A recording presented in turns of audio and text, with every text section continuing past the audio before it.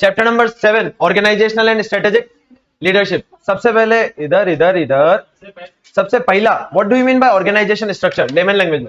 Sir organization structure मतलब सारे के सारे लोगों को ऑर्गेनाइजेशन में किस हिसाब से प्लेस करना, ताकि सब लोगों के ऑर्डर्स, कहां से ऑर्डर्स लेंगे, किसको रिपोर्ट करेंगे, गवर्नेंस कैसे होगी, मतलब पूरा ऑर्गेनाइजेशन के अंदर कौन किसको रिपोर्ट करेगा, कौन किसको ऑर्डर दे सकता है, किसकी अथॉरिटी क्या रहेगी, किसकी रिस्पॉन्सिबिलिटी क्या रहेगी, इस पूरी चीज का एक formal configuration is known as, देखो इंटेंडेड रोल, सबके रोल्स क्या रहेंगे, काम करने का प्रोसीजर क्या रहेगा, गवर्नेंस मैकेनिज्म क्या रहेगा, सबकी अथॉरिटी कैसे क्या रहेगी, और डिसीजन कौन बनाएगा। जैसे देखो ये फोटो दिख रहा है, ये आपको क्या लग रहा है फोटो में ये क्या होगा, लीडर या बॉस, और इसके नीचे ये 3 बंदे काम करेंगे, और इन 3 बंदों के नीचे ये 3, इसका मतलब ये तीनों जने ऑर्डर किससे ले सकते हैं, इससे, और ये तीनों बंदे ऑर्डर किससे ले सकते हैं, तो ये क्या हो गया, organization structure. Organization structure, truck के पीछे लिखने वाली लाइन, अरे हंस क्या रहे हो। चलो फिर आता है ये वाला थोड़ा सा important, according to Alfred Chandler. Alfred Chandler एक बंदे का नाम था, इसने एक मॉडल दिया जिसको नाम से जानते हैं चैंडलर मॉडल। ये बोलता है कभी आप कोई नई स्ट्रेटेजी बनाते हो, उससे क्या होता है, नई स्ट्रेटेजी बन जाती है, कोई प्रॉब्लम्स आती है क्या, याद हो तो अपना ये इसका अपने एक्शन को याद करने का एक मेमोरी टेक्निक थी। सबसे पहले क्या था, न्यू स्ट्रेटेजीज फॉर्म, हाँ new strategies form, problem emerges, organization performance decline, फिर new structure is formed and organization performance improves. ये था ना, इसका मतलब सर पहले स्ट्रेटेजी बनती है, उससे कहीं ना कहीं कुछ ना कुछ दिक्कतें आती है, उसकी वजह से हम लोग क्या करते हैं, मतलब उसकी वजह से पूरे ऑर्गेनाइजेशन की परफॉर्मेंस डिक्लाइन होने लग जाती है, और अपन को लग रहा है ऐसे ही चलता रहा तो ऑर्गेनाइजेशन खत्म, तो अपन को क्या करना पड़ेगा, कुछ ना कुछ चेंजेस करने पड़ेंगे, तो अपन स्ट्रक्चर में चेंज करते हैं या स्ट्रेटेजी में चेंज करते हैं, और इससे वापस क्या होता है, पूरा का पूरा वापस ऑर्गेनाइजेशनल परफॉर्मेंस इंप्रूव हो जाता है। ये क्या है सर, ये एक मॉडल है जिसकी वजह से आप स्ट्रेटेजी बनाने से लेकर कोई नई प्रॉब्लम्स आती है, उसके बाद ऑर्गेनाइजेशनल परफॉर्मेंस डिक्लाइन होता है, new organizational structure is establish, फिर अपन कुछ नया स्ट्रक्चर एस्टेब्लिश करते हैं ताकि जो ये ऑर्गेनाइजेशनल परफॉर्मेंस डिक्लाइन हो रही है इसको काउंटर कर सकते हैं, मतलब वापस इसको इंप्रूव कर सकते हैं, और ये करने से आपकी ऑर्गेनाइजेशनल परफॉर्मेंस वापस इंप्रूव हो जाती है। जनरली बोला जाता है कि organizations according to the sizes structure use करती है। स्मॉल ऑर्गेनाइजेशन कौन सा स्ट्रक्चर यूज करती होगी, सेंट्रलाइज वाला, जहां पे सारी डिसीजन मेकिंग पावर मेरे पास होगी, और अगर यही चीज बड़ा मेरी ऑर्गेनाइजेशन बड़ी हो जाए तो डिसेंट्रलाइज, बहुत ज्यादा बड़ी हो जाए, टाटा अंबानी जैसी, एसबीयू बना देते हैं, एसबीयू बना के कर देते हैं। देखो ये तो लिख रखा है, देखो large, small, medium and large. Small form कौन सा, सेंट्रलाइज, इधर डिसेंट्रलाइज, और इधर एसबीयू या मैट्रिक्स कब काम में लेते हैं, जब अपने पास बहुत सारे प्रोजेक्ट चल रहे हैं, मेजरली किस में काम आता है, कंस्ट्रक्शन। बस सर ऑर्गेनाइजेशनल स्ट्रक्चर से क्या फर्क पड़ता होगा, सर अगर आप ऑर्गेनाइजेशनल स्ट्रक्चर बढ़िया बना दोगे तो इसका मतलब आपकी सारी बेकार स्ट्रेटेजी काम कर जाएगी, सारे बेकार मैनेजर्स आयुष जैसे काम कर जाएंगे, सारे बेकार प्रोडक्ट काम कर जाएंगे। नहीं, जो आपने स्ट्रेटेजी बनाई, इधर जो आपने स्ट्रेटेजी बनाई उसको अच्छी तरीके से इंप्लीमेंट करने के लिए आपको क्या चाहिए, ऑर्गेनाइजेशन स्ट्रक्चर का और स्ट्रेटेजी का संतुलन होना जरूरी है। अगर स्ट्रेटेजी बकवास थी तो रिजल्ट बकवास ही आएगा, बट आपने उस स्ट्रेटेजी को इंप्लीमेंट होने के लिए जो प्रॉब्लम्स आ रही थी ऑर्गेनाइजेशन स्ट्रक्चर में, उसको क्या कर दी, चेंज कर दिया। ये किया ना, न्यू ऑर्गेनाइजेशनल स्ट्रक्चर एस्टेब्लिश, आया ना पक्का। अब ये यहां से अपना चालू होता है जो एग्जाम में बहुत आने के चांसेस है। टाइप्स ऑफ ऑर्गेनाइजेशन स्ट्रक्चर, पहला होता है सिंपल, फोटो दिख रहा है, ये है अपन मतलब अपन, और ये अपने चलो धर्मा भैया, आया ना सर, कोई भी काम देना है धर्मा भैया को दे सकता हूं, धर्मा भैया कोई भी काम करके आएंगे, रिपोर्टिंग मेरे को करेंगे, है ना। So this is the easiest way of structure. भाई ये इसकी एक लिमिटेशन होगी क्या सर, बड़ी ऑर्गेनाइजेशन में काम एक स्मॉल या मीडियम साइज तक में ही धर्मा भैया संभाल सकते हैं, जैसे जैसे ऑर्गेनाइजेशन की साइज बढ़ती जाएगी वैसे धर्मा भैया के साथ और मेंबर्स चाहिएंगे, और बढ़ गई तो और नहीं, और बढ़ गया 4-5 ब्रांच होगी, तब क्या करेंगे अपन, इसके आगे वाले स्ट्रक्चर में मूव करेंगे जो हो सकता है फंक्शनल या डिविजनल। चलो ये वाला स्ट्रक्चर समझ में आया ना, बॉस और बॉस के नीचे डायरेक्टली वो काम करने वाला मैनेजर। इसके कैरेक्टरिस्टिक्स क्या होते हैं sir, little specialization of work, क्या धर्मा भैया को किसी एक काम में मास्टरी होना जरूरी है क्या, किसी भी काम में मास्टरी होना जरूरी नहीं, बस काम सारे आने चाहिए। फ्यू रूल्स होते हैं क्या कुछ, सर कोई रूल्स नहीं होते, जैसे काम करना है करो, बट नॉर्मली काम हो जाना चाहिए। अरे जस्ट यार understand it like kirana shop, अपने भिलवाड़ा की कोई भी किराना शॉप, ओनर क्या होता है, गद्दी पे बैठा होता है, कोई भी जो वर्कर है वो काम कर रहा होता है, सिंपल लिटिल फॉर्मलाइजेशन, कोई भी अगर उसको कोई बात करनी है तो क्या ईमेल लिखेगा या लेटर लिखेगा? कुछ नहीं, डायरेक्ट ऑफिस का दरवाजा खोला और भाई साहब ये काम करना। वाह, very good sir. Information system sophisticated रहेंगे। What do you mean by sophisticated? Robust, robust. Unsophisticated मतलब सर इंफॉर्मेशन सिस्टम कैसे भी चलेंगे, ज्यादा अच्छा इंफॉर्मेशन सिस्टम होने की जरूरत नहीं है, क्योंकि और direct involvement of owner manager. Owner और मैनेजर दिन में डे टू डे बात करते रहते हैं, है ना। फिर आते हैं एडवांटेजेस एंड, चलो सोच के बताओ एडवांटेजेस क्या होंगे? कम्युनिकेशन फास्टर होगा, डिसीजन मेकिंग। सर वो धर्मा भैया कोई बात मेरे पास लेके आए, डायरेक्टली डिसीजन बनाया और दे दिया। और यही अगर इसके बीच में मैं लेयर्स डाल दूं तो सर लेयर से धीरे धीरे आपके पास बात आएगी, आप उसको डिसाइड करोगे और धीरे धीरे वो वापस नीचे कम्युनिकेट होगी, लगेगा टाइम। चलो पढ़ते हैं। Communication is frequent, openness to innovation, openness to. Dharma भैया कुछ नया आइडिया लेकर आए तो वो डायरेक्टली मेरे को आके बता सकते हैं। और बाकी स्ट्रक्चर में क्या होगा? धर्मा भैया मान लो कोई XYZ पर्सन के पास जाएंगे जो उनका सुपीरियर है, वो बोल देगा अरे बेकार का है, तो वो XYZ मेरे तक वो आइडिया आने देगा ही नहीं, जबकि हो सकता है वो आइडिया अच्छा हो। ग्रेटर स्ट्रक्चर फ्लेक्सिबिलिटी, क्या धर्मा भैया के साथ साथ कोई X और Y बंदा मैं ऐड कर सकता हूँ क्या? भाई एक, हाँ हाँ, धर्मा भैया के साथ इधर अर्षादी और अंजलि दी को ऐड कर दिया, ये क्या हो गया? ये क्या हो गया सर? फ्लेक्सिबिलिटी, स्ट्रक्चर चेंज करना, मतलब आपको कभी भी आप पर्सन्स को बढ़ा सकते हो और कम कर सकते हो। Ability to respond more rapidly to environmental changes, sir कोई भी चेंज आया फटाफट ऑर्गेनाइजेशन में करवा सकते हो, क्योंकि जने कितना है, एक दो जने ही है ना, ज्यादा जने तो है नहीं। फिर क्या, new product tends to be introduced in market, sir कोई भी प्रोडक्ट लाना हो फटाफट मार्केट में ला सकते हैं, ज्यादा कोई डिसीजन मेकिंग, ज्यादा कोई डिस्कशन करने की जरूरत नहीं है, क्योंकि डायरेक्टली अपन है और धर्मा भी है, वो है कौन होता है, वो है। चलो डिसएडवांटेज क्या हो सकता है सर किसी छोटी ऑर्गेनाइजेशन में काम का है, ज्यादा बड़ी ऑर्गेनाइजेशन में काम का नहीं है? What do you mean bye diversification? New product new market, तो ऐसी ऑर्गेनाइजेशन में काम में आएगा जहां डाइवर्सिफिकेशन कम होता है, मतलब जहां नए नए प्रोडक्ट्स कम इंट्रोड्यूस होते हैं। अगर रोज नए नए प्रोडक्ट्स इंट्रोड्यूस हो रहे हैं तो आपको हर प्रोडक्ट के लिए अलग बंदा मैनेज करना डिफिकल्ट आएगा, तो हर प्रोडक्ट के लिए नया बंदा अपॉइंट करना पड़ेगा। Can not be used in organization with high level of, क्या टाटा के अंदर मैं ऐसा स्ट्रक्चर यूज कर सकता हूँ क्या? वो जो एक बंदा होगा, वो एक बंदा, ये दो बंदे कैसे संभालेंगे काम को, इसलिए वो नहीं संभाल सकते, इसलिए इसके लिए अपन को कोई अच्छा स्ट्रक्चर चाहिए होगा। In small companies grow larger, मतलब छोटी कंपनी बड़ी बनने लग जाती है, तो this can not B survive in simple structure, उनको फिर आगे के कुछ अच्छे स्ट्रक्चर चाहिए होंगे। और कोऑर्डिनेशन प्रॉब्लम्स आती है, क्यों सर? सर काम, किसी का काम स्पेशलाइज नहीं है, या तो मैं धर्मा भैया को बोल दूं आप मार्केटिंग संभालोगे या आप प्रोडक्शन संभालोगे, अगर ऐसा कर दूं तो ये क्या हो गया, स्पेशलाइजेशन। बट अभी कोई स्पेशलाइजेशन, धर्मा भैया मार्केटिंग भी संभाल रहे हैं और प्रोडक्शन भी, तो ऐसे में कभी भी कोऑर्डिनेशन प्रॉब्लम आ सकती है। वो बोलेंगे ये काम आपने उनको दिया था, वो बोलेंगे मेरे को दिया था, किसी की रिस्पॉन्सिबिलिटी फिक्स आता है। फंक्शनल, जिसके अंदर कोऑर्डिनेशन प्रॉब्लम नहीं आएगी, जैसे marketing, production, HR, IT, customer service, ऐसे अपन ने अलग अलग डिपार्टमेंट क्रिएट कर दिया, अलग अलग काम बांट दिए, है ना। एडवांटेज क्या होगा?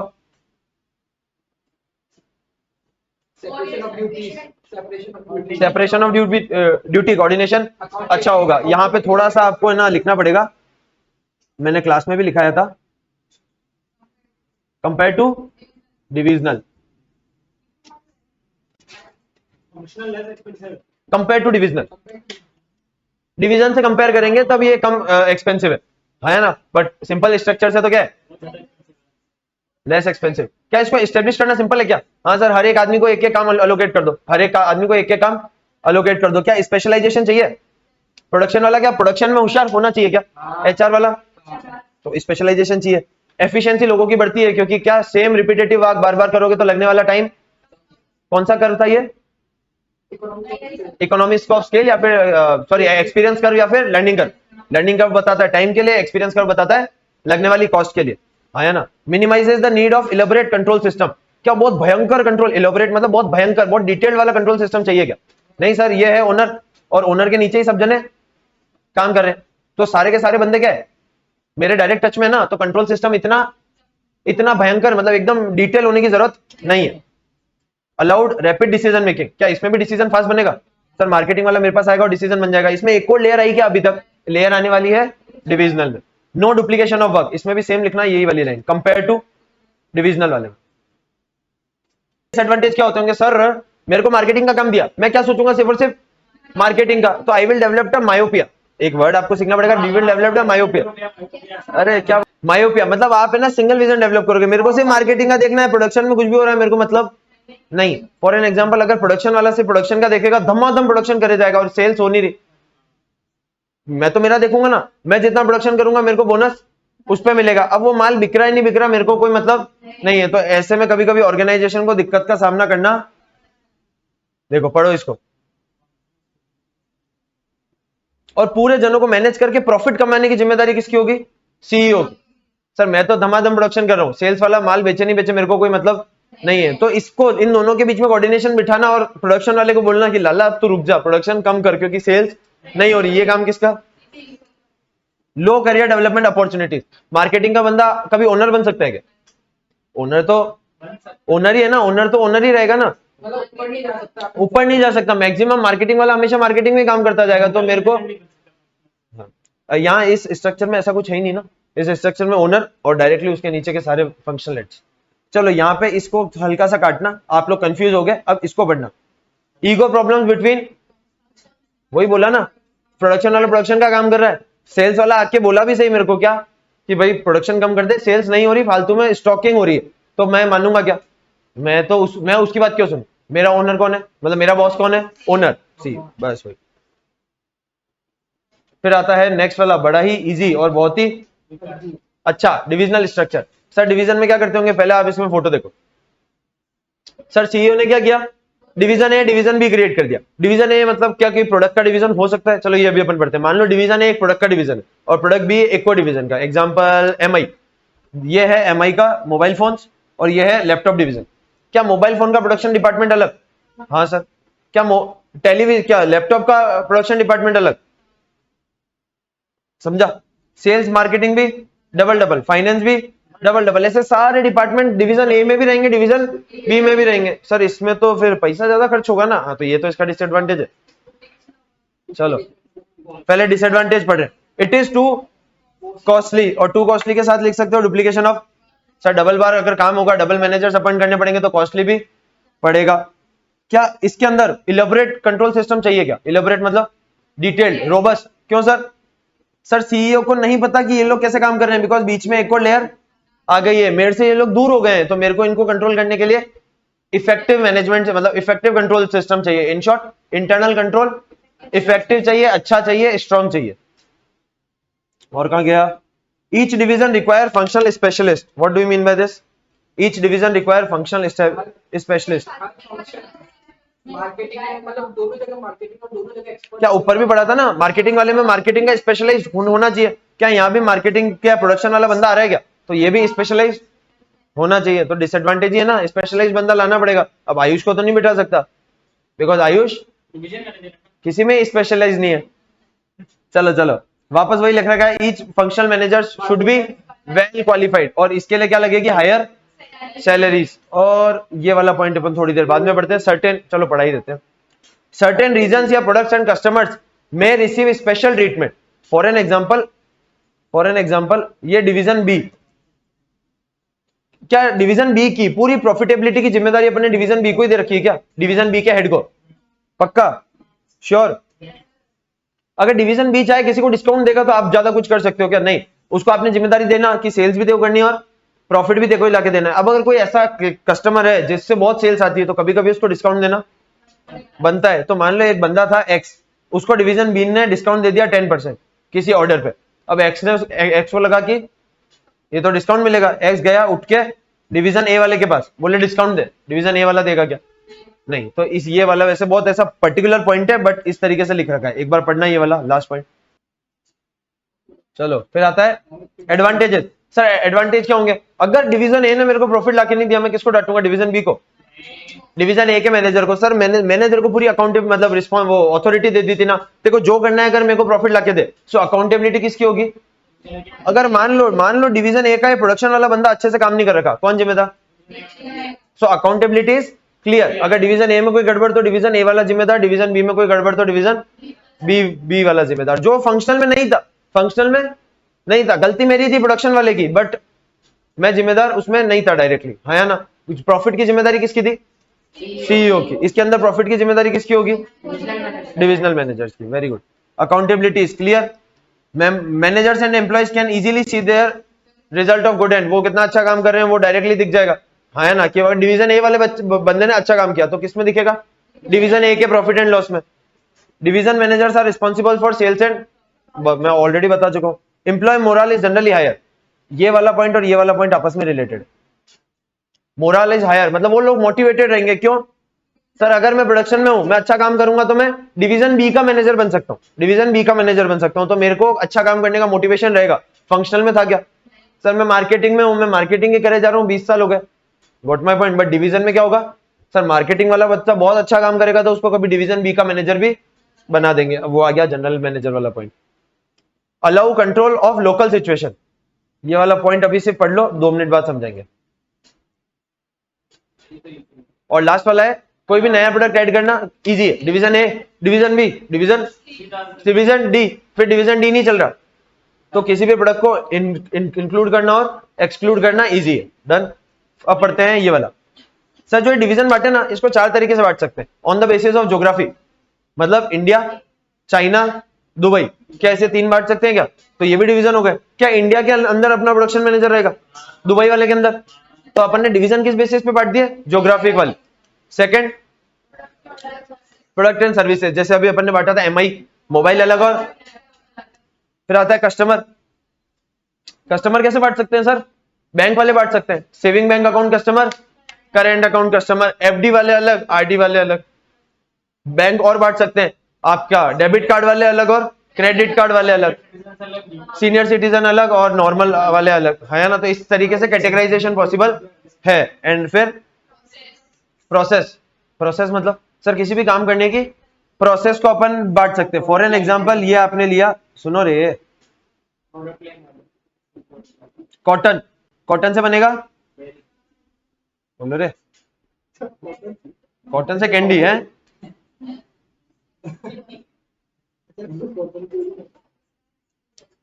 थ्रेड से क्या बनेगा? अरे इधर इधर इधर,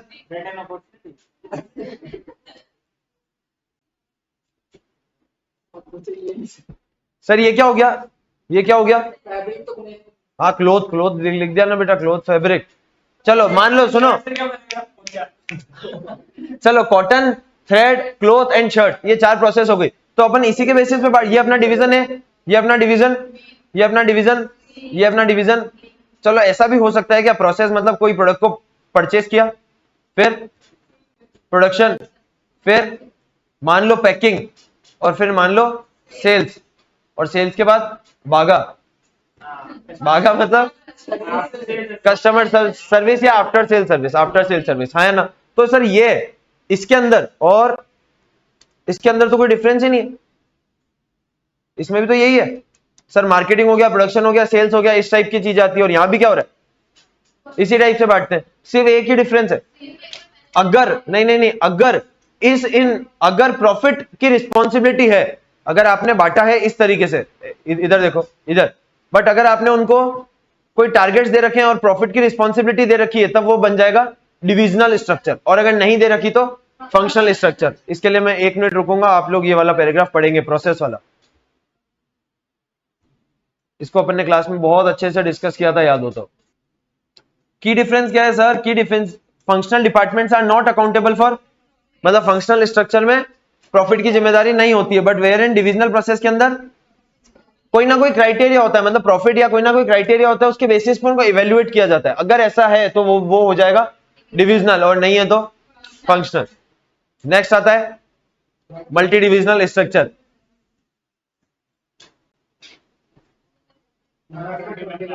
नवंबर 21 में आया था वो, अपने आने के चांसेस थोड़े कम है, बट फिर भी अपन छोड़ेंगे नहीं।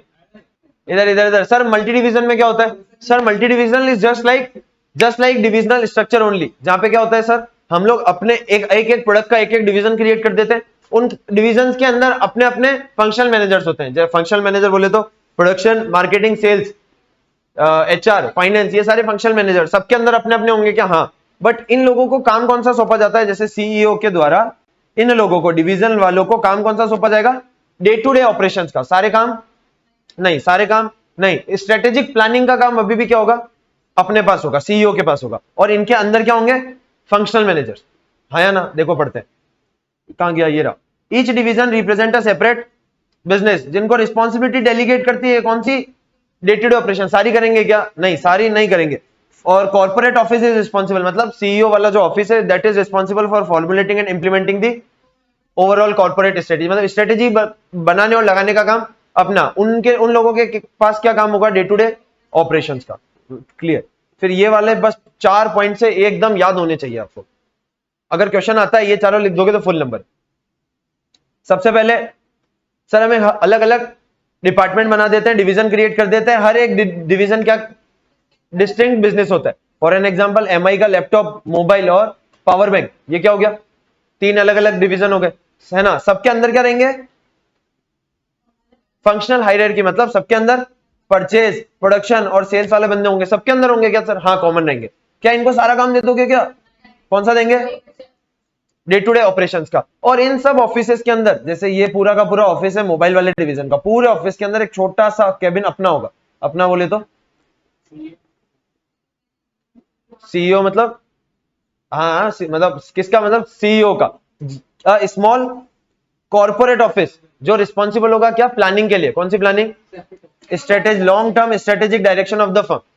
इसका मतलब सर ये दोनों चीज हो गया, जिम्मेदारी सारी भी नहीं सौंपी और सारी सौंप भी दी। सर डे टू डे की तो सारी सौंप दी, बट स्ट्रेटेजिक प्लानिंग की जिम्मेदारी अपने पास रखी। This is called multi divisional. Multi divisional, multi divisional मतलब फंक्शनल और डिवीजन के बीच का।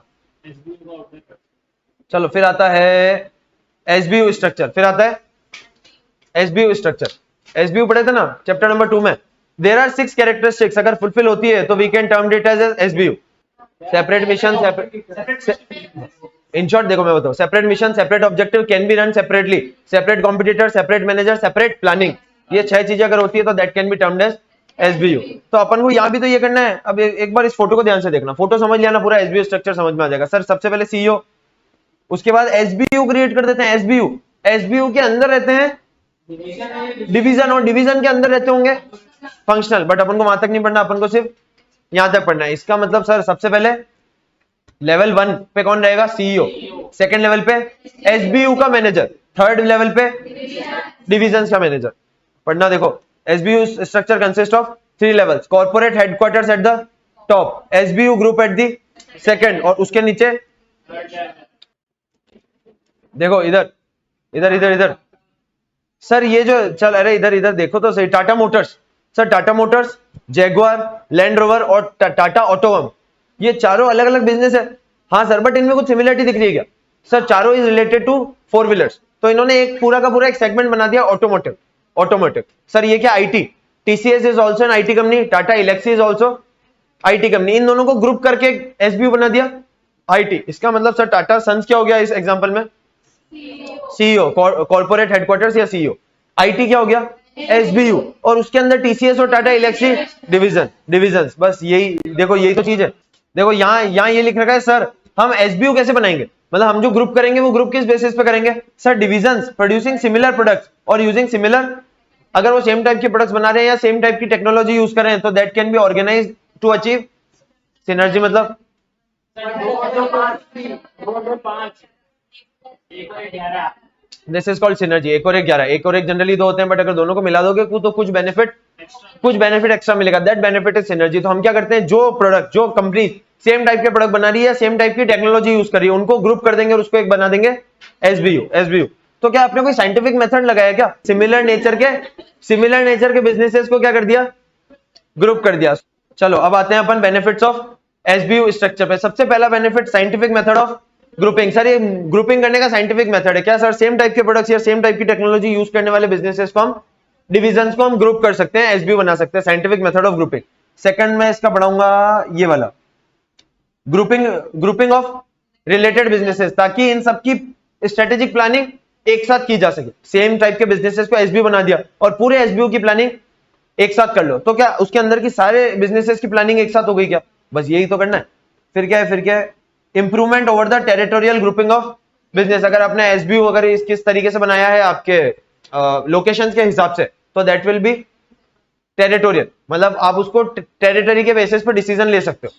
फिर आता है ये वाला, बहुत अच्छा है, task consisting of analysing and segregating the mixture of businesses. सारे बहुत सारे मिक्सचर्स में से पहले अलग अलग कर लो, फिर किसी साइंटिफिक बेसिस पे scientifically defined business unit. Sir same बात तो लिख करके ऊपर बोल तो दिया था, ये वापस लिखेंगे। अब ये वाला तो मेरा फेवरेट है सर पहले जो जो बच जाते हैं, जो जो ग्रुप हो सकते हैं उनको ग्रुप कर देंगे, जो जो बच जाते हैं उनको क्या कर देंगे, अलग एसबीओ बना देंगे ना। तो यही तो लिख रखा है, otherwise they are made into the separate SBO. एक बार पढ़ लो ये वाला पूरा पॉइंट फटाफट।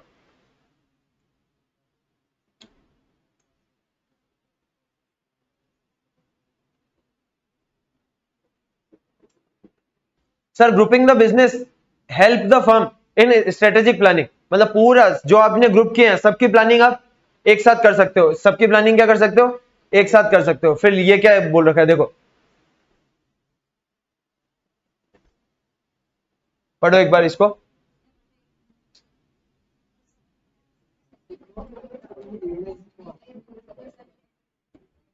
क्या बता, क्या बता, जब चलो चलो, separate businesses from strategic planning stand point, मतलब अलग अलग एसबीओ की अलग अलग प्लानिंग करनी पड़ेगी ना। क्या आईटी के डिवीजन की प्लानिंग अपने कंज्यूमर प्रोडक्ट जैसी होगी, या आईटी की प्लानिंग अपने टाटा मोटर्स मतलब ऑटोमोटिव डिवीजन जैसी होगी, क्या ऑटोमोटिव एसबीओ जैसी होगी क्या, नहीं। आईटी की प्लानिंग आईटी की, मोटर्स वाली मतलब ऑटोमोटिव डिवीजन की प्लानिंग उसके हिसाब से होगी। तो ये सब अलग अलग स्टैंड करते हैं from the view point of planning, मतलब इन सबकी प्लानिंग, इस सबकी प्लानिंग अलग अलग चाहिए। इधर इधर इधर, अब ये वापस वही चीजें लिख रखी है सर। एसबीओ मतलब जिसके अपने अपने अलग अलग कॉम्पिटिटर्स है, और इनका अलग अलग क्या होता है, वहां पढ़ा था मैनेजर, यहां लिखा सीईओ, जिसकी जिम्मेदारी क्या होती है, प्रॉफिट लाना, प्रॉफिट लाना। अगर मान लो टाटा ऑटोमोटिव जो एसबीओ था, उसका एसबीओ वाले की मैनेजर की क्या होगी रिस्पॉन्सिबिलिटी, पूरे ऑटोमोटिव डिवीजन से प्रॉफिट लेकर आना। Is it clear? इतने सारे लिख रखे हैं, एग्जाम में आने के चांसेस थोड़े कम है, बट इतना टिपिकल है ना, इसलिए मेरे को लगता है आ सकता है। आने के चांसेस कम है, बट इतना टिपिकल होने की वजह से बच्चे छोड़ के जाते हैं, और आता है एग्जाम में वही है जो बच्चे। तो इसको अपन को अच्छे से पढ़ना है 2 बार। इसमें से आप 4 या 5 पॉइंट तो लिख सकते हो ना इजीली, बस उतने ही लिखने हैं अपन को। पूरे ये कितने हैं, 6 7 8 9 9 पॉइंट नहीं लिखने, 4 या 5 पॉइंट लिखने, उतने इनफ है, चलेगा ना। Next one is matrix structure. Sir matrix structure का सबसे बेस्ट डायग्राम यहाँ पे दे रखा है, गूगल पे इससे अच्छा डायग्राम नहीं मिलेगा पक्का। सबसे पहले कंस्ट्रक्शन, सबसे पहले ये पढ़ते हैं, ये सबसे ज्यादा काम कहाँ आता है सर, कंस्ट्रक्शन में, हेल्थ केयर में, या रिसर्च एंड डिफेंस में। अपन को कंस्ट्रक्शन का एग्जांपल लेना है सर। कंस्ट्रक्शन में मैं यहाँ थोड़ा सा चेंज कर देता हूँ, यहाँ मैं लिख देता हूँ मार्केटिंग की जगह ब्रिक्स, यहाँ पे लेबर, यहाँ पे सैंड, यहाँ पे आर्किटेक्ट्स, यहाँ पे अदर्स, अदर्स के अंदर प्लम्बर्स इलेक्ट्रिशियन सब आ गए मान लो, आया ना। तो ये क्या हो गया, अलग अलग डिपार्टमेंट्स, और ये क्या हो गई आपकी अलग अलग sites. This is site A, site B, site C. इसका मतलब सर यहाँ का जो ठेकेदार है, जो जिसको अपन बोलते हैं मैनेजर, वो क्या होगा, कॉन्ट्रैक्टर, वो क्या होगा साइट ए का मैनेजर। बट इसके अंदर साइट ए को अगर कोई सामान चाहिए, तो क्या ये सिर्फ साइट ए के लिए कुछ ऑर्डर कर सकता है क्या, नहीं, साइट ए के लिए ऑर्डर नहीं कर सकता। ये क्या करेगा, ये ब्रिक्स वाले को बोलेगा। मतलब just imagine a company name DLF, नाम सुना क्या, डीएलएफ आईपीएल के अलावा, DLF is a construction company जिसने ऑलमोस्ट 50% गुड़गांव बनाया है, गुरुग्राम उसने इसने बनाया है। तो इतने सारे लोग काम करते हैं, तो आपको क्या लगता है, मान लो साइट ए वाला ब्रिक्स का ऑर्डर देने जाएगा, महंगी पड़ेगी या सस्ती सर, पहले कंपैरिजन तो बताओ किससे सस्ती किससे महंगी। और जबकि ए वाला अपने डीएलएफ वाली कंपनी के ब्रिक्स डिपार्टमेंट को बोलता है कि माल खरीद के लो, तो हो सकता है उसी टाइम सी वाले को भी चाहिए हो, तो डीएलएफ क्या करेगा, बल्क में ऑर्डर देगा, तो किसमें सस्ती पड़ेगी। तो इस टाइप का स्ट्रक्चर होने से क्या फायदा हुआ सर, कॉस्ट एडवांटेज भी हो गया। और क्या मैनेजमेंट करना इजी है क्या, अगर मान लो ब्रिक्स खत्म हो गई, तो अपन 2 जनों को चिल्ला सकते हैं, किसको, ब्रिक्स वालों को। फिर ए वाला बोलेगा कि मैंने तो ब्रिक्स वालों को बोल दिया था, फिर किस पे चिल्लाओगे, क्या ये वाले बंदे का काम क्या होगा, किसको रिपोर्ट करना, ए को भी और ब्रिक्स वाले को भी। क्यों सर, सर इस पूरी साइट के अंदर ए के बाद भी और भी लोग होंगे जो डिपार्टमेंट के हिसाब से बटे हुए होंगे, कॉन्ट्रैक्टर के नीचे ब्रिक्स का डिपार्टमेंट तेरा, ब्रिक्स का इससे मतलब ब्रिक्स का डिपार्टमेंट तेरा, मतलब अपने डीएलएफ कंपनी से कांटेक्ट करने की जिम्मेदारी तेरी। तो ये वाला बंदा 2 जनों को रिपोर्ट करेगा, इधर भी और उधर भी। क्लियर है, इजी है ना। एडवांटेज और डिसएडवांटेज पढ़ते हैं अपन इसके। सबसे पहले प्रोजेक्ट ऑब्जेक्टिव साहब, मतलब प्रोजेक्ट में क्या करना है वो क्लियर होगा, बिकॉज आपने प्रोजेक्ट का एक अलग हेड बना रखा है। सुटेबल फॉर ऑर्गेनाइजेशन हैविंग, अगर बहुत सारे प्रोजेक्ट होते हैं तो सिर्फ ब्रिक्स वाला बंदा सारे साइट्स को मैनेज नहीं कर सकता, इसलिए साइट का पर्टिकुलर अपना बंदा भी एक होना चाहिए। They are many channels of, sir बहुत इधर उधर बातें होती है, तो इसके लिए एक फॉर्मल कम्युनिकेशन का सेटअप होना चाहिए, इसलिए ये स्ट्रक्चर फायदेमंद है। ये वाला वापस कॉमन किसमें था? Workers can see their visible result of their work, divisional में। डिविजनल में नहीं देखा था क्या?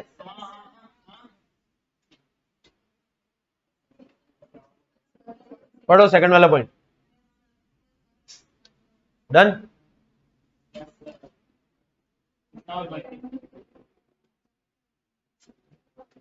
चलो इधर, and shutting down a project is relatively easy. Shutting down a project मतलब शटिंग डाउन अ साइट। मान लो अगर साइट ए कंप्लीट हो गई तो क्या करेंगे?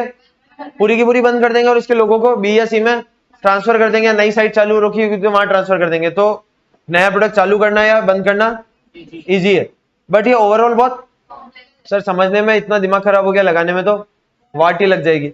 डुअल लाइंस ऑफ, मतलब बजट यहां से भी मिलेगा और डुअल लाइन ऑफ, अच्छा काम करोगे तो यहां से भी रिवॉर्ड और यहां से भी पनिशमेंट, यहां से भी यहां से भी। आप लोगों को रिपोर्ट करना है, रिपोर्ट मतलब जो ऑर्डर मिला उसको आपस जवाब देना है, इधर भी जवाब देना है इधर भी, मतलब ये तीनों चीजों को याद करने के लिए डुअल। क्या कम्युनिकेशन सिस्टम बढ़िया चाहिए क्या? हाँ सर, इतना सारा कम्युनिकेशन होना चाहिए, तो एक ऑर्गेनाइजेशन का फॉर्मल कम्युनिकेशन सिस्टम होना चाहिए। एंड इन्वॉल्व्स, क्या डुप्लीकेशन हो रहा है किसी बंदे का? सर प्रोडक्ट साइट ए का मैनेजर फालतू रखना पड़ रहा है, बट रखना पड़ रहा है, भले हाई कॉस्ट लग रही है, बट इससे क्या होगा, पूरा इजीली अच्छी तरीके से चलेगा। नाउ ये 3 पॉइंट बिल्कुल भी गंदे वाले, इसको सिर्फ याद करना, इसका कोई और ऑप्शन नहीं है। सर अब मैट्रिक्स स्ट्रक्चर एस्टेब्लिश कैसे करना है? सर इसके 3 स्टेप्स होते हैं। सबसे पहले अपन इनको परमानेंट करेंगे, ठीक है, सेकंड नंबर पे अपन इनको कर देंगे, और थर्ड नंबर पे पूरा अपना स्ट्रक्चर बनकर तैयार है, स्ट्रक्चर बनकर तैयार है। Functional task forces, cross functional task forces, function word आ रहा है, इससे याद करेंगे, इसमें किनको? फंक्शंस वाले को परमानेंट कर देंगे। सेकंड, ब्रांड या प्रोडक्ट मैनेजमेंट, ब्रांड या प्रोडक्ट, प्रोडक्ट या ब्रांड क्या होगी? अपनी साइट है, साइट भी दिस इज आवर प्रोडक्ट या ब्रांड। सेकंड में अपन इन लोगों को क्या करेंगे? परमानेंट। और थर्ड पे मैच्योर मैट्रिक्स, मतलब पूरा का पूरा मैट्रिक्स बना देंगे। मार्किंग नहीं करी हो तो मार्क करना मेरे साथ। Functional task force are initially used when new product is introduced. Functional task forces को परमानेंट करेंगे। सेकंड में क्या करेंगे? If the cross functional task force become more permanent, मतलब ऊपर वाले लोग जब परमानेंट बन जाएंगे, ऊपर माने फंक्शनल वाले लोग जब परमानेंट बन जाएंगे, तब बारी अब प्रोडक्ट या ब्रांड मैनेजर को परमानेंट बनाने की। प्रोडक्ट या brand managers are integrators of semi permanent product और ब्रांड्स। कहां गया ये रहा।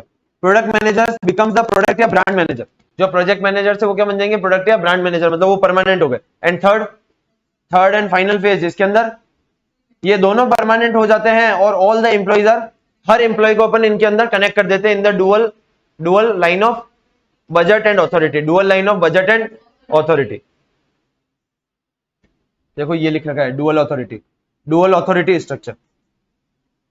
नेक्स्ट आता है network structure. Sir network structure में कोई स्ट्रक्चर होता है क्या? नहीं सर, कोई स्ट्रक्चर नहीं होता। It is a cob like structure. देखो कॉबवेब मतलब मकड़ी का जाला टाइप स्ट्रक्चर होता है, कोई स्ट्रक्चर नहीं है। That is a type of a virtual organization, virtual, जहां पे आप एम्प्लॉय को हायर करने की बजाय अपना काम आउटसोर्स कर देते हो। जहां पे एम्प्लॉय को हायर करने की जगह, कहां पे लिखा है ये रहा, instead of having salaried employees it may contract with people for a specified project or length of time, मतलब उनको काम कॉन्ट्रैक्ट पे दे देते, हाँ या ना? बट सर इस स्ट्रक्चर को यहां भी लिख रखा है, देखो many activities are outsource. Sir ये स्ट्रक्चर कब काम में लेंगे? जब एनवायरनमेंट बहुत ही ज्यादा फ्लक्चुएट हो या फिर अनस्टेबल हो। देखो दोनों का मतलब सेम है, फ्लक्चुएट मतलब बार बार चेंज हो रहा है, और अनस्टेबल मतलब जो स्टेबल नहीं है। तो जब ऐसा एनवायरनमेंट हो तब आपको ऐसा स्ट्रक्चर यूज करना चाहिए, ताकि आपके माथे पे कोई भी बर्डन नहीं रहेगा। भाई सैलरी वाला एम्प्लॉय रखा तो सैलरी देनी है क्या? आउटसोर्स कर दिया तो जब काम आएगा तब आउटसोर्स पे दे देंगे, नहीं तो मस्ती करने का। So the network structure becomes most useful when environment of a firm is unstable and expected to remain, ऐसा ही रहने की संभावना है, तब आप इस टाइप का structure use advantage sir increase flexibility, जब चाहे जितने लोगों को आउटसोर्स कॉन्ट्रैक्ट दे सकते हैं, लेस एक्सपेंसिव है ना, पूरे टाइम के लिए सैलरीड एम्प्लॉय हायर करने की जरूरत नहीं है, तो उनका जो सैलरी बचेगी वो कॉस्ट सेव होगा। Adaptability to cope up with rapid technological, sir आपको कोई टेक्नोलॉजी लानी पड़ी क्या, मार्केट में टेक्नोलॉजी चेंज हुई तो आप कोई ऐसे लोगों को कॉन्ट्रैक्ट देते हो जिसके पास वाली टेक्नोलॉजी है, मतलब आपको टेक्नोलॉजी से डरने की जरूरत नहीं है। International trade and competition, sir आप किसी भी मतलब यहां का बंदा क्या दुबई में जाके किसी को कॉन्ट्रैक्ट दे सकता है? हाँ सर, सब कॉन्ट्रैक्ट बेसिस पे चल रहा है ना, वहां पे ना तो मेरे को इंडस्ट्री डालने की जरूरत है और ना कुछ मैं दुबई में माल बनवा सकता हूं, तो इंटरनेशनल ट्रेड कर सकते हो। Allows a company to concentrate on, sir जो मेरा काम है, जो मेरा क्रूशियल पार्ट है, मैं ध्यान उस पर दूंगा, बाकी काम आउटसोर्स कर दूंगा, बाकी काम आउटसोर्स कर दूंगा, मतलब जो मेरी डिस्टिंक्टिव कॉम्पिटेंसी, मतलब स्पेशल स्किल्स, मेरी जो स्पेशल स्किल्स है मैं ध्यान उस पर दूंगा, बाकी काम को आउटसोर्स कर दूंगा। डिसएडवांटेज क्या होगा? सर मैंने किसी को मेरा काम आउटसोर्स किया, वो भी सीख गया तो वो भी कल को मेरा काम करने लग जाएगा। Availability of numerous potential partners can be a source of, मेरे बहुत सारे पार्टनर से आउटसोर्स जिसको मैंने काम कर रखा है वो कल को इस बिजनेस में आ गए तो मेरे लिए प्रॉब्लम क्रिएट कर सकते हैं। And outsourcing functions keep the organization away from discovering the, sir मैं सारे काम बाहर दे दूंगा, मान लो मेरे कोई एक काम से दूसरे काम में सिनर्जी मिलती थी, बट वो मैंने काम तो क्या कर रखा है, तो मेरे को कभी भी सिनर्जी रियलाइज होगी क्या? रियलाइज मतलब वो रियलाइज होगी क्या? नहीं सर, वो हमेशा अनरियलाइज ही रहेगी, बिकॉज उसका फायदा हमको मिल ही नहीं रहा। नेक्स्ट आता है hourglass structure. Hourglass मतलब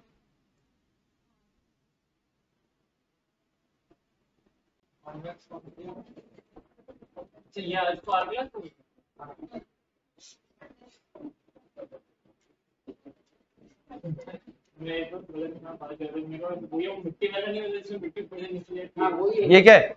that is hourglass. Hourglass, but hourglass में इसमें थोड़ा सा कैच, कैच मतलब सर यहां पे क्या होता है, वाइड, बीच में से नैरो, नीचे जाके वाइडेस्ट, नीचे जाके वाइड है, इसका मतलब sir this is a top level management, this is middle and this is lower या फंक्शनल, एक ही बात है, लोअर या फंक्शनल, टॉप मिडल लोअर, है ना। सबसे ज्यादा जने का होंगे टॉप में लोगों को संभालने वाले के लिए। मिडिल लेवल का काम होता क्या था सर? टॉप की बातों को नीचे तक पहुंचाना और नीचे वालों कैसे काम कर रहे हैं वो वाला ऊपर तक पहुंचाना। क्या इस यहाँ के लोगों की ज्यादा जरूरत है क्या? सर ये बोलता है यहाँ के लोगों को कम कर दो, मतलब जो इंफॉर्मेशन ऊपर से आनी है और नीचे से ऊपर जानी है, इसको किससे हम कर देंगे? यूज ऑफ इंफॉर्मेशन टेक्नोलॉजी पूरे ऑर्गेनाइजेशन में स्टेब्लिश कर देंगे, जिसमें यहाँ की बात डायरेक्टली यहाँ पहुंच जाएगी और यहाँ की बात यहाँ पहुंच जाएगी, तो यहाँ के लोगों को हम कम कर सकते हैं, निकाल सकते हैं। वाइडेस्ट के अंदर नीचे तो सर बहुत सारे लोग रहेंगे, so this type of structure is known as hourglass structure. देखो hourglass organization structure consist of 3 layers. Constricted, constricted मतलब narrow, narrow middle layer, short and narrow middle management level. ये middle level management बड़ा ही short होता है, short मतलब in number of person, number of person क्या होते हैं? कम होते हैं। तो सर टॉप और मिडल को लिंक कौन करेगा? टॉप और लोअर को मिडल वाले लोग करेंगे, बट मिडल वाले लोग को तो आपने कम कर दिए, तो इतना सारा काम करेगा कौन? Use of information technology links the top and bottom level, इन दोनों को हेल्प करेंगे, इसलिए अपन ने बीच वाले लोगों को निकाल के फेंक दिया। फिर आता है एडवांटेज। सर एडवांटेज क्या होगा? सर मिडल वालों को निकालने से कॉस्ट सेव होगी। क्या डिसीजन मेकिंग फास्टर होगी? सर पहले यहां से यहां जाता था, फिर यहां से यहां जाता था, बीच वाले तो है ही नहीं, बिकॉज आईटी से डायरेक्ट आप अपनी बात टॉप पे भेज सकते हो, तो decision making faster and decision making बहुत सिंपल होगी, ज्यादा स्टेप्स इन्वॉल्व नहीं है। डिसएडवांटेज क्या होगा? सर नीचे वाले लोगों को काम करने का मोटिवेशन नहीं रहेगा। कहने का मतलब नीचे देखो 100 जने, ऊपर 50 और ऊपर मान लो 10, ये नॉर्मल साइज होती है, नॉर्मल लेवल। इसके अंदर क्या है? 10, 2 और 100। क्या आपके प्रमोशन के चांसेस ज्यादा है? यहाँ पे एरो में देखो 100 से 50 में सर 50 जनों को प्रमोशन मिलेगा, मतलब वहां 50 जनों की सीट है, कोई एक ना एक को तो रिप्लेस करके नीचे से ऊपर बुलाएंगे, बट यहाँ पे प्रमोशन के चांसेस कम है। The promotion opportunity for the lower level diminish significantly, कोई चांसेस नहीं है। क्या डायरेक्टली यहां से उठा के यहां डाल सकते हैं क्या? बहुत रेयर चांसेस है, डायरेक्टली तो नहीं डालते, पहले स्टेप बाय स्टेप बढ़ते, बट ये वाली स्टेप में जन ही कम है। 2 में से कौन छोड़ के जाएगा और किसको प्रमोशन मिलेगा? मुश्किल है। फिर अगर नीचे वाले लोग नीचे का ही काम करते रह गए तो जैसे 100 ये जो 100 जन है ये इनका प्रमोशन होगा नहीं, प्रमोशन नहीं होगा तो क्या करेंगे सर, वही काम करते रहेंगे करते रहेंगे करते रहेंगे, तो क्या एक टाइम के बाद बोर हो जाएंगे ना। वही तो लिख रखा है, पढ़ो। Continuity at the same level में ब्रिंग मोनोटोनी। मोनोटोनी मतलब क्या होता है, सेम वर्क लिख सकते हो या बोरियत लिख सकते हो। एंड लैक ऑफ, कोई इंटरेस्ट नहीं रहता, और इसकी वजह से मोटिवेशन क्या हो जाता है, डाउन। तो उनको मोटिवेशन बनाए रखना क्या होता है, डिफिकल्ट टास्क होता है।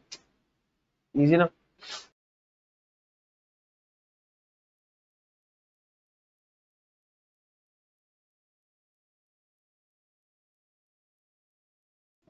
Next topic strategic leadership. Sir strategic leadership मतलब सर वही अपने 11 12 में बीएसटी के अंदर डायरेक्शन में नहीं पढ़ते थे, लीडरशिप वगैरह वही सब चिप देने का है ना सर। नो, इंपॉर्टेंट क्वेश्चन, इधर इधर इधर। A manager as a strategic leader has to play many leadership roles. पढ़ो क्या क्या लीडरशिप रोल वो प्ले करता है। सर वो विजनरी होता है, चीफ एंटरप्रेन्योर होता है, स्ट्रेटेजिस्ट होता है, chief administrator, cultural builder, resource acquirer and allocator, resource लाता है और लोगों को वैसे बहुत सारे काम वो करता है वन टाइम। इसमें से 3-4 वर्ड्स याद रखना ताकि डेफिनेशन के अंदर बीकॉम गिरी के अंदर छाप सकते हो।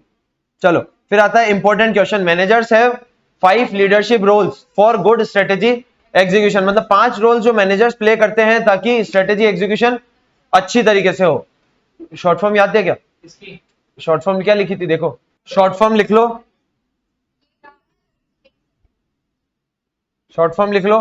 टॉप कल्चर में एथिकल चेंजिंग एक्शन। टॉप मतलब always staying on the top and closely monitoring the progress. काम काज कैसा चल रहा है इसकी क्लोजली मॉनिटर करना क्या काम होता है, किसका, लीडर का। किसका नाम है, किसका काम होता है, देखो लिख तो रखा है, मैनेजर्स है 5 leadership.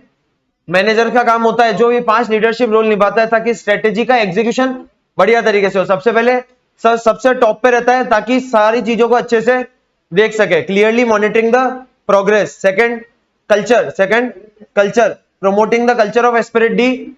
Sir Spirit de corps आपने 11 12 में ही पढ़ा होगा, भाईचारा, म्यूचुअल लॉयल्टी। हाँ हेनरी फ्यूल के अंदर। सो म्यूचुअल लॉयल्टी का कल्चर प्रमोट करने की जिम्मेदारी किसकी, मैनेजर की। मैनेजर की जो मैनेजर 5 लीडरशिप रोल निभा रहा है। एक्सरसाइजिंग एथिकल लीडरशिप, क्या एथिकल लीडरशिप एक्सरसाइज करनी चाहिए उसको। हाँ सर, एथिकल मतलब किसी को ज्यादा अनबायस तरीके से ट्रीट नहीं करना चाहिए। फिर आता है चेंजिंग। सर मार्केट में ध्यान देना चाहिए क्या क्या चेंज हो रहा है, उस हिसाब से अगर कोई चेंज लाना है ऑर्गेनाइजेशन के अंदर तो इजीली ला सके। And last corrective action to improve. Sir ये करेक्टिव एक्शन तो बहुत जगह पड़ेगा है सर। जब इवैल्यूएशन होता है आपकी स्ट्रेटेजी का, इंप्लीमेंटेशन का, तो रिजल्ट जो होना चाहिए अगर वो नहीं आता है तो डेविएशन फाउंड होते हैं और डेविएशंस को करेक्ट करते हैं, तो दैट आर करेक्टिव एक्शंस। तो एक मैनेजर का काम होता है करेक्टिव एक्शंस लेना। Important question from the examination point of view, चाहो तो डबल हैशटैग मार्क कर सकते हो। पहला staying on top, second promoting the culture of esprit de corps, third ethical leadership, exercising ethical leadership, fourth changing condition and market condition. देखो ना ये तो लिख रखा है keeping the organization responsive to. Sir जो भी एनवायरमेंट में मार्केट में चेंजिंग कंडीशन आ रहे हैं उसके रिलेटेड ऑर्गेनाइजेशन को तैयार रखना। And last pushing corrective actions. Important question है ये। Next leadership role in implementation. एक बार आप पढ़ लेना यहां से, ये दोनों क्वेश्चन मिक्सअप में स्ट्रेटेजिक लीडर जो लीडर होता है उसकी कुछ रिस्पॉन्सिबिलिटीज होती है। फुल टाइम पास, हाँ सर। डिसीजन बनाता है, हाँ। पॉलिसीज बनाता है, सारी ये पॉलिसीज को कम्युनिकेट करता है लोगों को, हाँ। ह्यूमन कैपिटल को मैनेज करके चलता है। कोई भी चेंज आया तो मैनेज करता है क्या सर, इससे ऊपर भी तो पड़ा है चेंजिंग कंडीशंस के हिसाब से ऑर्गेनाइजेशन को रिस्पॉन्सिव बनाता है, तो वो चेंजिंग कंडीशन को भी मीट करता है। क्रिएटिंग एंड सस्टेनिंग स्ट्रॉन्ग मतलब एक अच्छा कॉर्पोरेट कल्चर बनाता है। इसके अंदर क्या आ सकता है, esprit de corps and sustainable high performance. Organization की परफॉर्मेंस हमेशा ऊपर इंक्रीज करने में और इंक्रीज करके मेंटेन करने में इसका बहुत बड़ा रोल होता है। ये सारी चीजें क्या है ना, कब काम किए, देखो इसमें से 2 क्वेश्चन आ सकते हैं। पहला ये वाला सेकंड, व्हाट इज लीडरशिप, उसके अंदर आप ऊपर से लेकर ये वाला पैराग्राफ छोड़ के और यहां तक जितना टाइम पास चेप सकते हो चेप देने का। थर्ड वाला क्वेश्चन आ सकता है इनमें से, two basic approaches of leadership. Next आता है two basic approaches of leadership, पहली ट्रांसफॉर्मेशनल और सेकंड ट्रांसनेशनल। सर वर्ड से क्लियर है, ट्रांसफॉर्मेशन मतलब किसी बेकार आदमी के मन को ट्रांसफॉर्म करके अच्छा बना देना, this is transform, this is transform. तो ट्रांसफॉर्मेशन के अंदर क्या होता होगा सर, यहाँ पे हम लोगों को डराते धमकाते नहीं है, डराते धमकाते नहीं है, उनको एक विजन देते हैं या ड्रीम देते हैं of higher calling. Higher calling मतलब जो ऑलरेडी उन्होंने सोचा नहीं है उसका ड्रीम देंगे, तो वो उसको अचीव करने के लिए ज्यादा मेहनत करेंगे। They will extend their work, they will extend their work, they will stretch there abilities, they will stretch there abilities. ये वाला वर्ड कहां गया, गिविंग फॉलोअर्स अ ड्रीम या विजन ऑफ हायर कॉलिंग, मतलब एक अच्छा बड़ा ड्रीम देना ताकि वो उसके लिए मेहनत करेंगे, लगातार मेहनत करेंगे, है ना। चलो ये हो गया, अब उसमें और डिटेल डिस्कशन करेंगे, रुको। सेम सर हम नीचे क्या करते हैं, मतलब नीचे मतलब ट्रांजैक्शनल में, ट्रांजैक्शनल में क्या करेंगे, उनको डराएंगे, मतलब अगर अच्छा काम करोगे तो रिवॉर्ड, नहीं तो कहां गया कहां गया कहां गया, ये रहा, uses the authority of to exchange reward such as pay and status, और अगर नहीं करेंगे तो explicit rewards and penalties for achievement and non achievement. कोई टास्क दिया, अचीव कर लिया तो रिवॉर्ड, अगर नहीं अचीव किया तो पेनल्टी, पनिशमेंट या पेनल्टी। तो इस तरीके से दो टाइप की लीडरशिप से आप लोगों से काम करवा सकते हो। लीडरशिप इज बेसिकली लोगों से काम कराना। कौन सी अच्छी है, दोनों अच्छी है, depends on the situation, depends on the situation. तो अब सर बताओ कौन सी सिचुएशन में कौन सी काम लेंगे। अगर एनवायरमेंट बहुत चेंजिंग है, बहुत चेंजिंग है, तो ट्रांसफॉर्मेशनल, देखो यहां लिखेगा, कहां गया, टर्बुलेंट एनवायरमेंट, टर्बुलेंट मतलब चेंजिंग। अगर इसका उल्टा एनवायरमेंट बड़ा स्टैटिक है, नॉर्मल एनवायरमेंट है, ज्यादा चेंज नहीं हो रहा, तो कौन सा, ट्रांजैक्शनल। कहां गया स्टैटिक एनवायरमेंट, ठीक है पक्का। सर आप बात करो इंडस्ट्री की, सर अगर इंडस्ट्री बिल्कुल स्टार्टिंग में है या बिल्कुल एंडिंग में, तब कौन सी यूज करोगे। स्टार्टिंग में लोगों को ट्रांसफॉर्मेशन, लोगों को बड़े बड़े सपने दिखाने ताकि लोग ज्यादा काम करेंगे। तो अगर आपकी इंडस्ट्री की लाइफ साइकिल या तो स्टार्टिंग है या बहुत एंड में है, तब यूज करोगे very start and end of the life cycle. और इसका अपोजिट जब वो मीडियम है, बीच में है, तब ट्रांजैक्शनल। कहां गया रे, ये रहा mature industry, mature, mature word कहां से आया, वो mature stage PLC, very good very good, PLC के अंदर मैच्योरिटी आया ना। इधर क्या करते हैं अपन, उनको ड्रीम ऑफ हायर कॉलिंग देते हैं, इधर इधर बेटा रुको, ड्रीम या vision of higher calling transformational में, ट्रांजैक्शनल में रिवॉर्ड या पनिशमेंट सिस्टम। ये कब यूज करते हैं, जब एनवायरमेंट बड़ा टर्बुलेंट होता है। ये कब यूज करेंगे, जब एनवायरमेंट बड़ा स्टैटिक होगा, स्टैटिक होगा मतलब नॉर्मल होगा, ज्यादा चेंजेस नहीं आ रहे होंगे। ये कब यूज करेंगे, जब इंडस्ट्री या तो स्टार्ट या एंडिंग में होगी, this is use for matured industry. Sir इसके अंदर मतलब ट्रांसफॉर्मेशनल के अंदर अगर आप उनको अच्छा ड्रीम दोगे तो वो अपनी क्या कहते हैं ना, औकात से ज्यादा काम करेंगे, they will stretch there abilities. But इसके अंदर सर रिवॉर्ड या पनिशमेंट के कारण वो अच्छा काम करेंगे। काम दोनों में होना है क्या, देखो यहाँ पे लिख रखा है efficient and run work smoothly, run the operations smoothly. काम दोनों में होगा, काम दोनों में अच्छा होगा, बट काम कराने के done. Next next topic entrepreneurship and intrapreneurship, entrepreneurship and intrapreneurship. What do you mean by entrepreneur, चलो एग्जांपल दो। क्या विजय शेखर पेटीएम का एंटरप्रेन्योर है क्या। सर दीपेंद्र गोयल जोमेटो का, भावेश अग्रवाल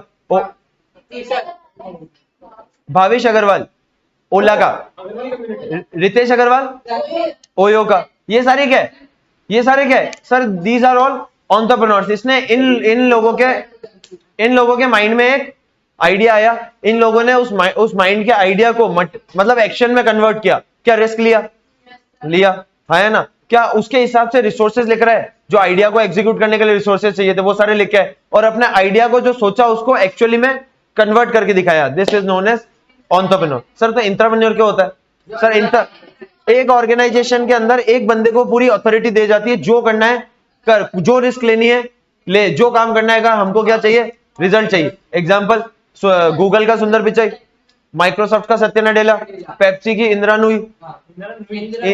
नुई, हाँ ना, ये सारे क्या है सर, ऑलरेडी एक वेल एस्टेब्लिश्ड ऑर्गेनाइजेशन थी, हाँ उसके अंदर एक ऐसे बंदे को लाया जो इनोवेशन करना चाहता है, जो रिस्क लेना चाहता है, that person is known as intrapreneur. मतलब एक entrepreneur, entrepreneur inside an organization is called intrapreneur. Intrapreneur, चलो डेफिनेशन पढ़ते हैं अपन ये वाली।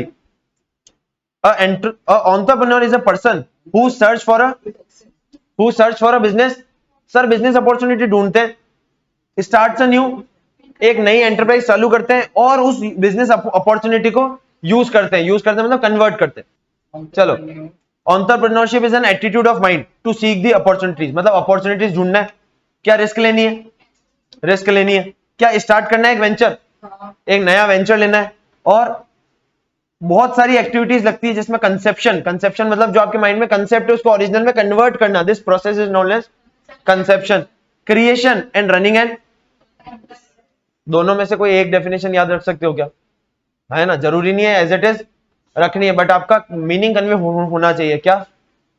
अपॉर्चुनिटी को ढूंढना, एक एंटरप्राइज या वेंचर क्रिएट करना, कैलकुलेटेड रिस्क लेना और उस अपॉर्चुनिटी को यूज करना, या कंसेप्चुअलाइज करना। कंसेप्चुअलाइज मतलब जो सोचा उसको हकीकत में कन्वर्ट करना, दिस इज कंसेप्चुअलाइज, या आप सीधा सीधा बोल सकते हो अपॉर्चुनिटी को यूज करना। अब और ये भी याद नहीं हो रही तो इससे और इजी डेफिनेशन नहीं हो सकती। Entrepreneurship involves creation of a business, sir एक आइडिया बनाना है, उसके हिसाब से कैपिटल लेकर आनी, उसके हिसाब से सर लगने वाली टेक्नोलॉजी और ह्यूमन टैलेंट भी लाना पड़ेगा ना। मैंने बोल दिया था रिसोर्स, तो इन्होंने रिसोर्स को डिफाइन कर दिया कि technology is also resource and human is also. ये लोग मिलकर क्या करेंगे, जो आपके माइंड में आइडिया है उसको एक्चुअली में शेप देंगे, practical shape of the idea. और जिस बंदे को ये आइडिया आता है और जो इस आइडिया को इंप्लीमेंट करता है, that person is known as entrepreneur, that person is known as, very good. Last में वो क्या कहता हूँ, OTR, one time read. Sir तो एंटरप्रेन्योर क्या होता है? सर एंटरप्रेन्योर मतलब एंटरप्रेन्योर विद इन दी, यही बोला ना। So entrepreneur represents an employee who promotes innovation within the limits of the, मतलब एक एंटरप्रेन्योर जो इनोवेशन प्रमोट करता है, रिस्क लेता है, but within the organization. क्या ऑर्गेनाइजेशन उसको बनी बनाई मिली? हाँ, बट उसी को इंप्रूव करने के लिए इनोवेशन करेगा, रिस्क लेगा, नए नए आइडियाज जनरेट करेगा, that person is known as entrepreneur, that person is known as, देखो ये देखो ब्लैक कलर में मार्क रखा है, entrepreneur is nothing but an entrepreneur who operates within the boundaries of an, same बात वापस repeat कर रखी है, मैं कुछ नहीं कर सकता। आईसीआई जिंदाबाद। सर एम्प्लॉय, ये एक बहुत बड़ी ऑर्गेनाइजेशन का एम्प्लॉय होता है जिसको अथॉरिटी अपन ने दी हुई होती है कि देखो जो करना है कर, इनोवेशन लाना है ला, कुछ नए रिस्क लेने ले। So it initiating creativity and innovation in the company, product, process, workflow और स्ट्रक्चर, ब्ला ब्ला ब्ला। हर किसी भी चीज में इनोवेशन लाने की जिम्मेदारी, क्रिएटिव थिंकिंग लेने की जिम्मेदारी इसकी, किसकी? इंट्राप्रेन्योर। अरे इधर है। The entrepreneurs believe in change and do not fear. Sir इनके बारे में कुछ कैरेक्टरिस्टिक्स लिख रखी है, बेटा रुक जाओ। They discover new ideas, look for such. Sir ये भी अपॉर्चुनिटी ढूंढते हैं, ऊपर वो भी अपॉर्चुनिटी ढूंढ रहे थे। क्या वो ढूंढ रहे थे? बिजनेस करने की अपॉर्चुनिटी, ये ढूंढ रहे हैं बिजनेस को बढ़ाने की अपॉर्चुनिटी। क्या रिस्क लेते हैं? क्या इनोवेशन करते हैं? तो this is only an entrepreneur, but entrepreneur within the boundary of an organization is entrepreneur. और आजकल का ये ट्रेंड हो गया कि हर एक बड़ी कंपनी अपने अंदर क्या अपॉइंट करती है? एंटरप्रेन्योर। क्या गूगल ने कर रखा है? क्या माइक्रोसॉफ्ट ने कर रखा है? क्या मास्टर कार्ड ने कर रखा है? क्या वीजा ने कर रखा है? क्या पेप्सी ने कर रखा है? बहुत सारी बड़ी बड़ी ऑर्गेनाइजेशन ने, इंद्रानुल, सारी बड़ी बड़ी ऑर्गेनाइजेशन ने क्या कर रखा है? अपनी ऑर्गेनाइजेशन के अंदर एंटरप्रेन्योर्स अपॉइंट कर रखे, हाँ या ना?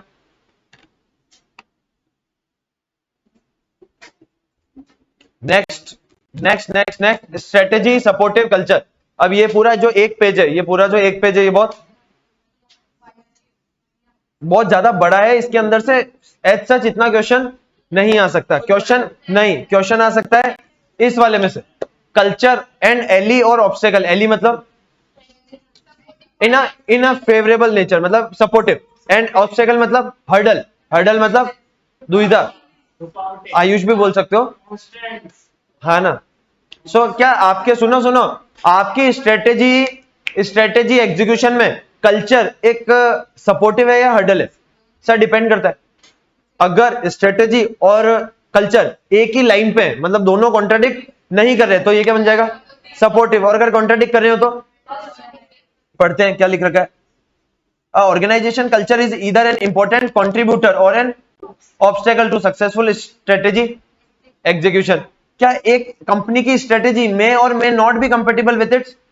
हो भी सकती है और नहीं भी हो सकती। अगर हुई तो एली, मतलब सपोर्टिव नेचर एली, देखो लिख रखा है ना एली।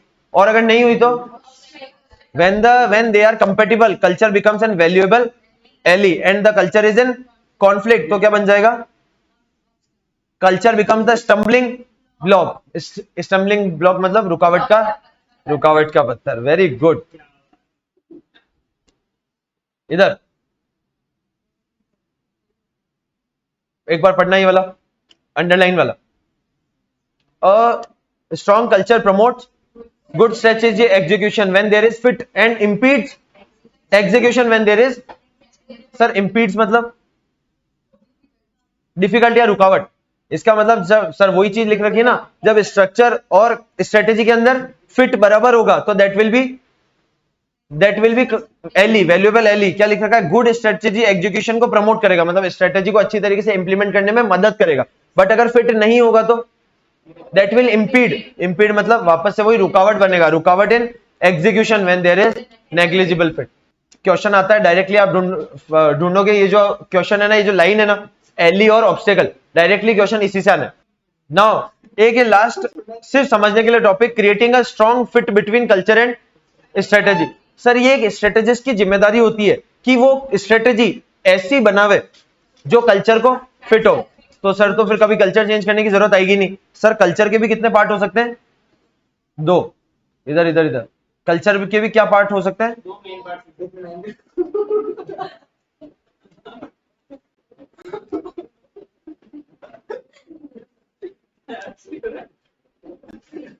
सर कंट्रोल लेके बैठे तो हंस रहे।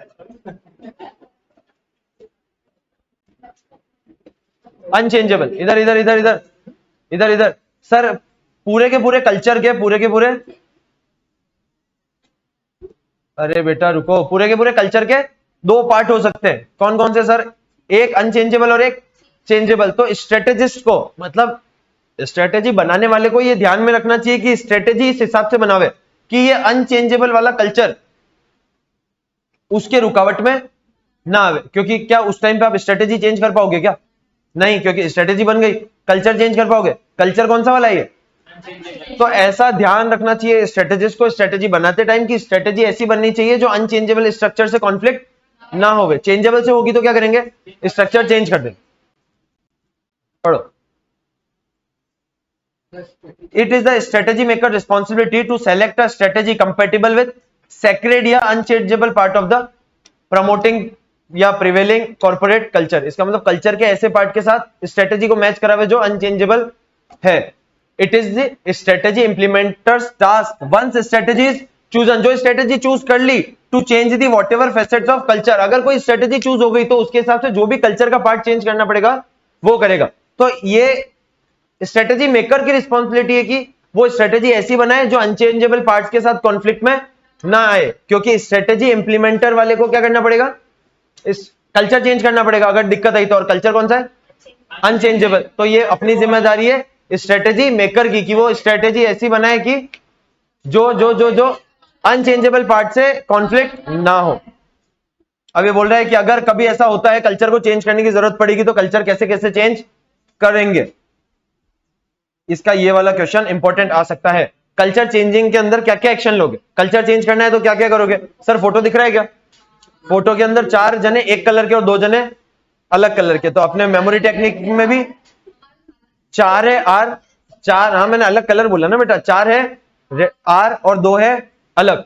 आर से क्या? सर सबसे पहले रिवाइज करेंगे पॉलिसीज एंड प्रोसीजर को, फिर रिकॉग्नाइज करेंगे पीपल जो सपोर्ट कर रहे हैं हमको, जो हमको सपोर्ट कर रहे हैं। Who displace the new cultural traits, मतलब न्यू कल्चरल ट्रेड्स। इसका मतलब सर जो नए कल्चर में हमको सपोर्ट कर रहे हैं या वो ऐसे इंडिकेटर्स या एक्शन शो कर रहे हैं जिससे हमको लग रहा है कि हाँ ये बंदा हमको नए कल्चर में सपोर्ट कर रहा है, तो इसको क्या दो, पैसा दो या रिकॉग्नाइज करो। रिकॉग्नाइज दो तरीके से करते हो, या तो फोटो लगा के दीवार पे लगा दो कि इस बंदे ने हमारी स्ट्रेटेजी नए मतलब कल्चर में चेंज करने में मदद करी, या फिर उसको बोनस दे दो। फिर क्या है, रिक्रूटमेंट एंड हायरिंग, आयुष जैसे लोगों को चेंज कर दो, आयुष जैसे लोगों को चेंज कर दो, नए लोगों को हायर करो, क्योंकि पुराने वाले जो लोग जिनकी वजह से कल्चर में दिक्कत थी उनको बाहर निकाल के फेंक देंगे, उनको फेंकेंगे तो नए लोगों को हायर करना पड़ेगा। And replacing the key executive, मतलब सर कोई टॉप मैनेजमेंट के लोग जिनकी वजह से पूरे ऑर्गेनाइजेशन में कल्चर चला जा रहा है, उन्हीं लोगों को बदल दो तो पुराना कल्चर चेंज हो जाएगा। कल्चर क्या हो सकता है, ऑर्गेनाइजेशन में 15 मिनट लेट आना, क्या कल्चर है क्या? This is a culture, this is a culture. अब टीचर अगर 15 मिनट लेट आएगा तो बच्चे भी, तो ऐसे टीचर को वेरी गुड, वो पार्टनर है। चलो अरे इधर है वो, taking every opportunity to communicate to employees the benefit of, अपन ने इसका एग्जांपल लेके क्या पढ़ा था, आपका टाइम चेंज। मैं कभी भी कोई अपॉर्चुनिटी छोड़ता था कि आपके टाइम चेंज करवाने के बात को लेके, हमेशा मैं आपको उसके फायदे गिनवाता था। तो ये काम करो ताकि नया कल्चर, नया टाइम चेंज इजीली आपके शेड्यूल में आ जाए। ऑल्टरिंग इंसेंटिव कंपनसेशन, मतलब पैसा का चेंज कर दो, पैसा का जो रिवॉर्ड सिस्टम है, मतलब जो बोनस सिस्टम है उसको चेंज कर दो। बोनस सिस्टम पहले आप देते थे, जो कल्चर को फॉलो करेगा उसको बोनस मिलेगा, अब बोल दो जो कल्चर को चेंज करने में मदद करेगा उसको बोनस मिलेगा। ये वाला क्वेश्चन काफी टाइम से आया हुआ नहीं है, तो ये आने के चांसेस है। एक बार इधर वापस देख लो, 4 आर है और 2 अदर देन आर है। आर मतलब revising the policies and recognising the people who displays the new cultural traits, जो नए कल्चर को बदलने में आपके हेल्प कर रहे हैं, उन लोगों को रिकॉग्नाइज करो। Third, recruit new employees and new managers, है ना। Fourth, replace the key executive, जो पुराने कल्चर से जुड़े हुए हैं, देखो लिखा हुआ है, who are strongly associated with the old culture. Sir कोई भी अपॉर्चुनिटी मत सोचो लोगों को, ये एम्प्लॉइज को ये कन्वे करने में कि न्यू कल्चर से आप लोगों को ही बेनिफिट होने वाला है। एंड लास्ट में ऑल्टरिंग इंसेंटिव कंपनसेशन, मतलब पैसा रिवॉर्ड देने का, बोनस देने का सिस्टम चेंज कर दो। ये 6 चीजें करोगे तो कल्चर को चेंज करने में आपको आसानी रही। क्लियर है? और इसी के साथ चर्चा कंप्लीट होता है।